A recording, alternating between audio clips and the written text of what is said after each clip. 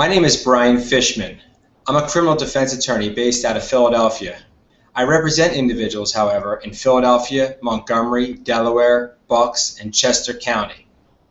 Today I'm going to talk about what a motion to suppress is and how it can be used effectively by a criminal defense attorney to defeat a case before it ever gets to trial. Specifically, I'm going to talk about it in the context of possessory offenses, such as when you're charged with possession of a firearm or possession of drugs.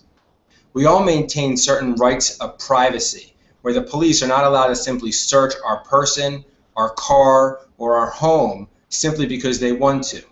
They have to abide by constitutional protections. Under the U.S. Constitution, the 4th and 14th Amendments protect the people, and under the Pennsylvania Constitution, Article 1, Section 8 protect us all from unreasonable searches and seizures. The police must have reasonable suspicion to believe that criminal activity is afoot or that you're armed and dangerous in order to pat you down. And furthermore, they must have probable cause to believe that you committed a crime in order to conduct a full search. If they don't have that information or those facts that lead to reasonable suspicion or probable cause, then evidence that was obtained during an illegal search can be suppressed or excluded from evidence. Even though they may have gotten those illegal drugs or guns off the street, still the evidence in court would be excluded.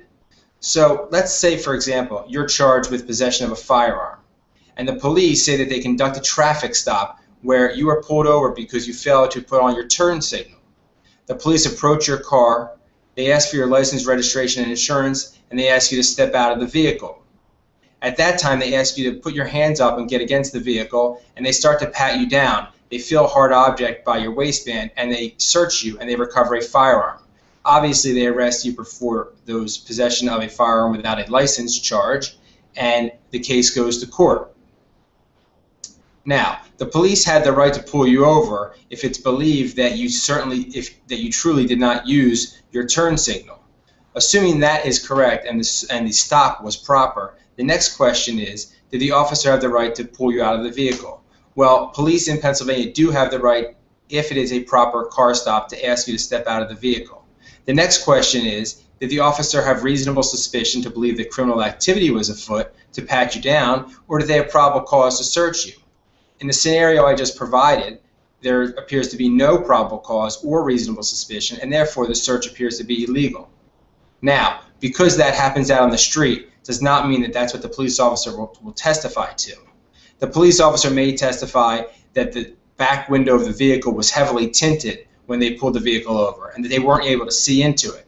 And then upon approaching from the side, they saw you making what we call furtive movements. They saw you bending down towards the bottom of the car and making strange movements like you were trying to hide a gun or drugs or some sort of weapon, or even worse, perhaps reaching for some sort of weapon that could hurt them. They also say that when they approach, you're acting nervous and you're not being cooperative with them. You're not providing them with your proper name. You're not giving them information. They ask you to step out of the car at that time, and perhaps they see a bulge now at your waistband. Now, at that point, they would have reasonable suspicion because now suddenly you're acting in a different manner. They can't see into the vehicle, so there's concerns about the officer's safety, and now they see a bulge or a large object which they believe to potentially be a firearm. That may give them the necessary reasonable suspicion to pat you down. And then once they feel that hard object, they will say that they know under a plain field doctrine that that was a gun and they will recover it. However, what happens out on the streets and what they testify to in court is often very different. A lot of times they will pull you over and simply ask you to step out of that vehicle and they will search you illegally as indicated in the first example. But you need to be able to prove that. It takes an experienced and seasoned criminal defense attorney to cross-examine the officer to prove inconsistencies in testimony to question their credibility. Furthermore, if you had a passenger in the vehicle, that would be an excellent witness to bring into court to testify that you didn't do anything, that the car did have proper tint on it, and that you didn't act nervously or move around when the officer says they did. So that is one other way to challenge the officer's credibility and to try to have the motion to suppress granted.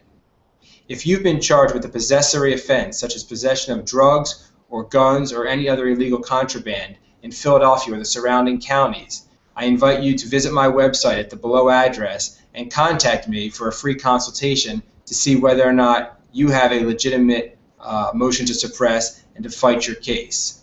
Thanks, and see you next time.